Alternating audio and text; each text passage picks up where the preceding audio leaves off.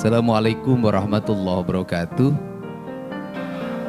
Sampurasun seluruh jajaran komisaris utama dan para anggota Bank Jabar Peduli yang barusan kata sahabat saya Bosman, gimana kalau banknya menjadi Bank Aing Peduli?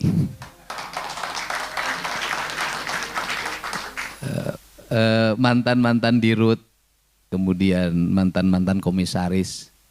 Mantan itu sangat mulia dan berharga, manakala sudah berpisah saling tetap mengasihi. Sahabat saya, Abah, saya nyebutnya Abah, panggilannya Gus Miftah. Apa ciri sahabat? Ciri sahabat itu adalah dia hadir di sampingnya saat orang menghujatnya. Dia hadir di sampingnya saat orang meninggalkannya, itulah sahabat. Bukan yang berlari ketika orang susah, yang datang paling dulu ketika dia bahagia. Itu bukan sahabat, itu namanya politisi. Apa sih sebenarnya yang ada dalam pikiran saya? Saya ini hidup tanpa perencanaan, tanpa buku, tanpa pulpen, tanpa iPhone, dan tanpa laptop. Seluruh apa yang ada dalam diri saya hanya letakkan di alam bawah sadar saya.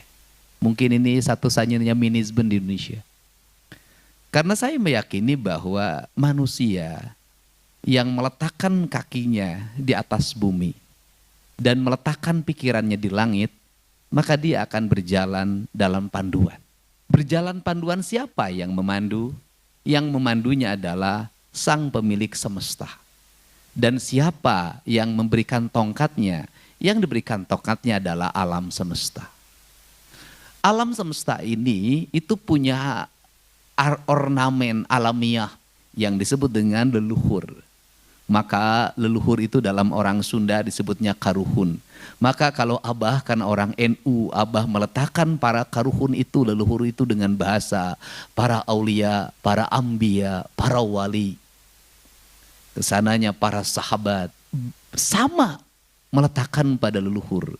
Sehingga negara-negara yang meletakkan dirinya pada tanah yang dipijaknya, pada air yang diminumnya, pada udara yang dihisapnya, pada matahari yang membakar dirinya, dan dia berpegang teguh pada leluhurnya, saya melihat seluruh negara itu maju.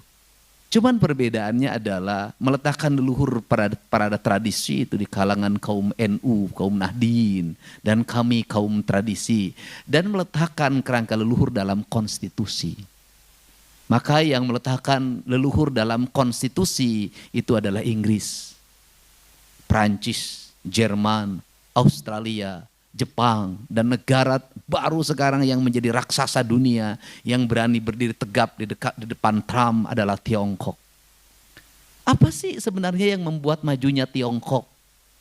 Yang membuat majunya Tiongkok itu adalah ada seorang anak kandung ideologis komunis. Yang dia memiliki watak berpikir ideologis komunisnya luar biasa. Kemudian dia keluar dari cara berpikir umum, kemudian menekuni kapitalisme. Belajar berkeliling dunia, memahami kapitalisme. Dia tentunya awalnya dibenci. Tetapi kemudian dia berkata, sampai kiamat. Karena orang Tiongkok gak percaya kiamat. Sampai kapanpun Tiongkok tidak akan mengalami kemajuan. Manakala mimbar-mimbar kita hanya diisi dengan bicara ideologi. Tapi tidak pernah bicara bagaimana strategi meraih kemajuan dan kekinian. Maka anak kandung itu melakukan perubahan cara berpikir Tiongkok dari komunisme, kemudian dikelola basic ideologinya, dikelola gotong royongnya, dikelola ketahanan mentalnya, dikelola ketahanan lingkungannya, kemudian menjadi raksasa dunia. Kapitalisme dibangun di atas komunisme, bayangin. Bisnis Amerika dilakukan oleh individu. Individunya kemudian melahirkan pajak. Pajaknya untuk kesejahteraan. Dan dia bekerja secara individu. Kemudian negara membuat sistem kebebasan dia untuk berbisnis, berusaha. Tapi rambu-rambu etika dalam usahanya, etika dalam bisnis, etika dalam politiknya sangat kokoh. Lahirlah raksasa. Tetapi ini lebih cepat lagi. Pebisnis dibungkus dengan namanya BUMN, menggerakkan ekonomi negara, menguasai tanahnya, menguasai airnya, menguasai udaranya, menguasai sumber daya alamnya, kemudian di backup oleh militer, di backup oleh agen intelijen, menggerakkan ekonomi lokal negaranya, kemudian mengekspansi negara-negara lain. Bayangin, negara membackup sebuah bisnis, apa yang akan terjadi? Raksasa yang tidak mungkin dikalahkan. Nah, out of the box adalah sebuah proses berpikir untuk merubah paradigma. Saya tidak ngerti perbankan. Saya tidak ngerti komposisi anggaran. Baca buku APBD pun saya jarang. Apa yang membuat kita bangkrut? Menggunakan standarisasi pikiran dalam manajerial yang rumit. Dalam perbankan harus lulus ini, lulus ini, lulus ini, lulus ini. Sertifikat 7 truk tidak akan punya arti kalau rasa dan cintanya tidak ada. Buktinya BJB, hebat-hebat, lulus OJK, katipu dalam pantir. Apakah Jenderal Sudirman itu belajar ilmu militer sekolah di Amerika? Tidak. Apakah dia sekolah perang di Perancis? Tidak. Dia hanya seorang guru SMP Muhammadiyah. Apa yang membuat dia menang? Satu, dia berserah diri pada Allah. Yang kedua, berserah diri pada semesta. Maka dia bersatu dengan seluruh alamnya, maka alam menjadi petunjuk hidupnya. Maka ketika musuh datang, hujan pun turun. Jangan ngomong mistik, Pak. Enggak ada. Bagi saya semua hidup ini ilmiah. Jadi hubungan manusia dengan seluruh alam dan lingkungan itu akan melahirkan sebuah kekuatan besar. CCTV yang banyak tidak akan ada arti di kantor, Pak. Enggak, menurut saya. Saya ini orang yang sampai hari ini yang teknologi modern nggak pernah lihat CCTV, Pak. Ngapain, Pak? Apa CCTV yang paling tajam dalam diri kita? Rasa kita. Rasa kita bisa membaca ini karyawan bohong atau tidak. Rasa kita bisa membaca ini karyawan kemudian nyelipin uang atau tidak. Jujur atau tidak. Di mana rasa itu bagi seorang pemimpin? Ada pada mimpinya. Ada pada getaran hatinya. Untuk itu pemimpin itu beda.